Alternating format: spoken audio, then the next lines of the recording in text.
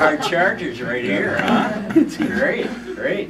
And who brought these Sen Fitzgerald yard signs? These should have got out last November. I don't know. We're saving them for. Yeah, right. Well, thanks for inviting me today. This is great to be here, and this is, I think, the third one that I've been to as of late. It's really important, I think. There was a lot of emphasis. I know when I talked to Brad last fall, right after the elections were over, there was a lot of discussion on whether or not to keep the victory centers open and running statewide, and whether or not we needed that type of presence. And I certainly was on board with that concept after not only being through the victory center cycles, but also with just campaign headquarters.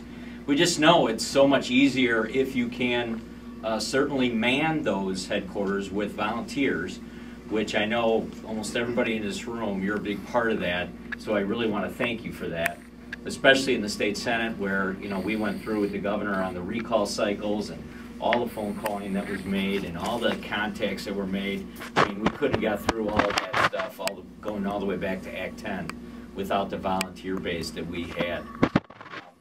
There was a couple of instances I know where, and specifically one I remember up in Fond du Lac, where I think that headquarters made the difference up there. There was so many volunteers that continue to show up in a place that previously there was a lot of apathy because everyone thinks, oh, Republicans they've got control of some of these very safe districts, and you don't have to worry about Washington and Waukesha and Ozaki, and you know they've got all that stuff kind of sewed up. Well, yeah, that's true, but you know, that's where the hardcore volunteers come from. And certainly that's where a lot of the fundraising is done in many of those counties, and that helps us statewide.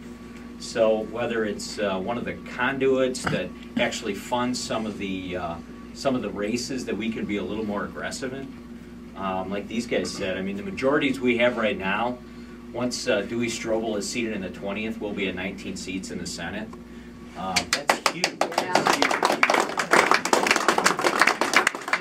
So much more horsepower to be able to get things done the way we want to.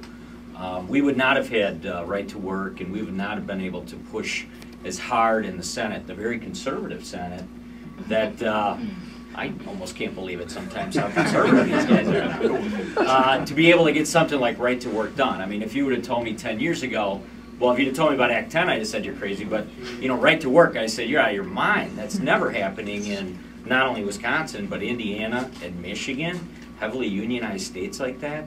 And we all know that Iowa's had it since the 40s, which, you know, it was another reason that we needed to be competitive. So we've had a good week.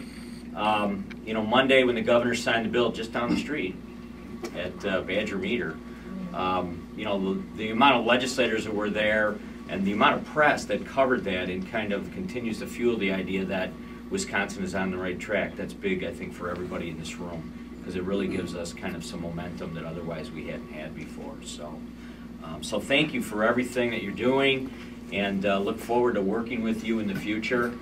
There is a lot of legislation that we're still crafting.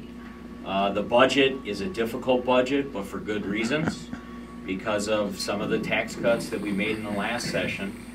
You know, once again, we've got to tighten our belts, but that's what we do. That's what Republicans do. We're frugal, we're conservative, and we're going to continue to drive that message. It's about time for the UW to tighten their belt again. Yeah. Sitting on $1 billion in revenue. It's frustrating, some of the stuff coming out of DC still. You know, we've got a transportation budget that is going to be difficult for us, but, you know, again, it's difficult for every state out there. We've got a few people talking about increases in revenue. That's certainly not what I want to do, and I've been very determined to continue to make that message clear with members of my own caucus. But we'll get there on the budget. It'll be a good budget that's in balance, and I think from there we've got a couple of other real big bills to tackle. So I know that's a lot to throw at you in a couple